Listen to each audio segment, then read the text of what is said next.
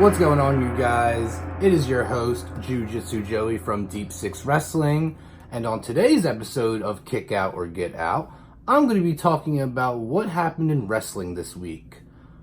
Alright, so for more information about Deep Six Wrestling, please follow us on Twitter and subscribe to this channel. The links will be in the description below.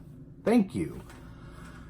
Alright, so nothing crazy happened in wrestling this week. You know, just your typical Monday Night Raw, SmackDown Live, NXT. I tuned into Raw a bit. I watched some highlights of it. You know, I was at work. Unfortunately, I couldn't watch the full thing. But it wasn't awful. It was actually decent. There was Drake Maverick finally becoming the 24/7 champion when he dressed up as Carmella and rolled up R-Truth, stole a ref's car, and claimed that he was going to go get married. Weird flex, but okay. Anyway, so on Monday Night Raw, there was Daniel Bryan versus Seth Rollins, and that type of match is like a Mania match. Like a dream match. It didn't deliver to be that, but it was still pretty good. And I gotta say, Raw 90% of the time is just awful. But then the other 10%, they always have that one match that's actually pure and decent and sometimes amazing.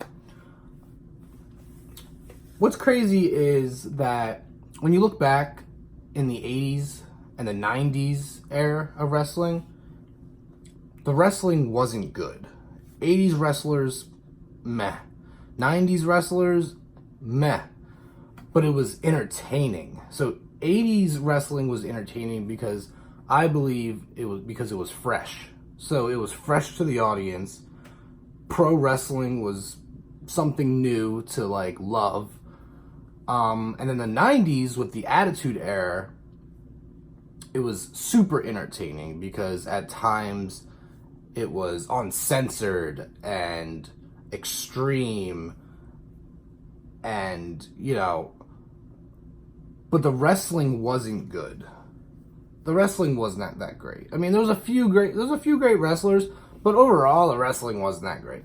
In the PG era right now that we're in, it's far less entertaining, but these guys are the best wrestlers of any generation, of any era, and it shows. You would not, back in the 80s or 90s, you would not get a 5-star match, you know, like you get from these guys today in NXT and in Raw and SmackDown. Like, there's no way. Like, for example, Adam Cole and Johnny Gargano, you wouldn't have seen that back in the 80s or 90s. Absolutely not. Like, so I gotta be grateful that I'm currently in the era where it's great wrestling. Because that's what I like. I like great wrestling. I'm less of a gimmick guy. I mean, the entertainment is cool, but I like the wrestling. Like, it's just, sometimes it's just amazing. See, I'm not really knocking. Personally, I'm not a fan of 80s wrestling. I think it was boring. Too gimmicky. Like, more personality and not enough wrestling. Or actual, you know, in-ring talent. Because you had, Hulk Hogan, who was, like, a phenomenal icon with personality, but he wasn't a good wrestler. I don't care what anyone says. He was not a good wrestler. You had Andre the Giant, again, big name, big guy, fan favorite, not a good wrestler. You had the Ultimate Warrior, you know, he was a little flashy, came out with makeup, had the streamers on his arm, was always juiced up, you know, wrestled his match in 30 seconds. Not a good wrestler. I'd say those guys are on the top 50 worst wrestlers of all time. in my opinion. But so I also wanted to talk about, I wanted to give a new segment in my series of Kick Out or Get Out, and it would be Botch of the Week. So I decided to do Botch of the Week. And the first ever winner of Botch of the Week is Miss Sarah Logan for her botch on Dana Brooke. She busted up Dana Brooke full blood on a dark match before Monday Night Raw during the main event tapings. The match had to be stopped. The ref threw up the X. Dana Brooke seemed to be okay. I get it. Accidents happen. But it's still a botch. And I'm sorry, Sarah Logan, but you are the first to join Botch of the Week. So, yeah. So SmackDown, I didn't really watch, so I'm not going to talk about SmackDown. I'm not going to really talk about NXT because I didn't watch either of them.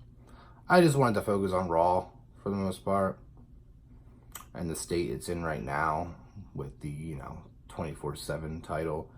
So I want to say the 24/7 title and Bray Wyatt are literally the only thing keeping Raw afloat. Literally. That's probably what it's getting its ratings. Bray Wyatt has been phenomenal. Phenomenal. This man deserves any title, to be honest. I mean, talk about loyalty to the WWE. This man has lost so many times in pay-per-views. He was finally rewarded the WWE Championship, but it wasn't good enough. Like, his run was not good enough. He lost to an old Randy Orton at WrestleMania, and that was just nonsense. This man deserves a better run than that, especially since he's now repackaged, and in my opinion, this is the best we've ever seen Bray Wyatt. Like, he looks phenomenal. He looks phenomenal. He hasn't even wrestled yet. He looks phenomenal. But he's always been great on the mic. He's always had that personality. He's always had that uniqueness. And the Firefly Funhouse is, at first I thought, I was like, oh, what is this? Like, this is a little weird. But now the more the episodes come out, I'm like, this is phenomenal. Like, it just makes you think, like, what's going to happen to his character. Like, obviously, he's not going to, like, his gimmick's not going to be all fun like that. Obviously, he has, like, an inner demon inside of him that's going to be released. And I can't wait for it. I honestly can't wait for his debut. It's going to be great. And like I said, Bray Wyatt has always been one of my favorite wrestlers. I just think he's one of the best in the game right now. So I can't wait for that. I think it would be a perfect time to, debut him after Stomping Grounds. Maybe at Extreme Rules. That would make more sense. I'm not too sure who he would feud with. That's still up in the air, and which is nice because it gives a little like surprise. So yeah. So I'm gonna cut it short for today's episode. I hope everyone enjoys their Friday and their weekend. This weekend is WWE Stomping Grounds, so don't forget to tune into that, or WWE Rematch Pay-Per-View, what I like to call it, because all the matches on the card are basically rematches and boring. Anyway, guys, this was Kick Out or Get Out. Once again, yours truly, Jiu-Jitsu Joey. Y'all have a great day, and remember, keep kicking it.